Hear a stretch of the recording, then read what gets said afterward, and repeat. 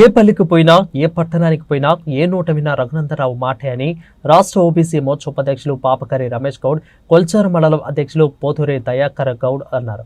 ఇక శనివారం నాడు కొల్చార మండలంలోని హనుమమ్మ గార్డెన్స్ లో బీజేపీ పార్టీ బూత్ అధ్యక్షులు, శక్తి కేంద్రం ఇన్ఛార్జీలు, ముఖ్య నేతల సమావేశం జరిగింది. సమావేశానికి రాష్ట్ర ఓబీసీ మోర్చా ఉపాధ్యక్షులు పాపగిరి రమేష్ గౌడ్ ముఖ్య అతిథిగా హాజరయ్యారు. పార్లమెంట్ ఎన్నికల్లో బీజేపీ పార్టీ మెదక్ ఎంపీ అభ్యర్థి రఘునందరావును భారీ మెజార్టీతో గెలిపించాలని అన్నారు. ఇక ఈ కార్యక్రమంలో ఎన్నికల ఇన్ఛార్జి రమణ, దయాకర్ గౌడ్ పాల్గొన్నారు.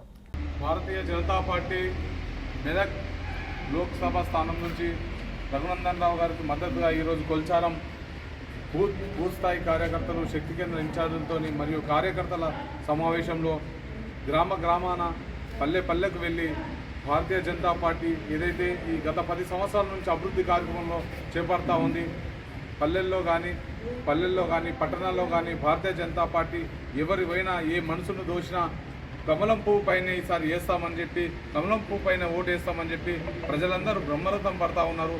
ఏదైతే 1,00,000 మెజార్టీతోని ఈ మెదక్ పార్లమెంటుతో రఘునందనరావు గెలుస్తూ ఉన్నారు. ఆ 400లో ఏదైతే 400 లోక్సభ స్థానాల్లో నుంచి ఏ మెదక్ లోక్సభ స్థానం కూడా ఒకటిగా బహుమతిగా ఇస్తామని చెప్పి ఈ కొల్చారం మండల శాఖ తరఫున మేము తెలుపుతా ఉన్నాం. కమలం పువ్వు గుర్తుకే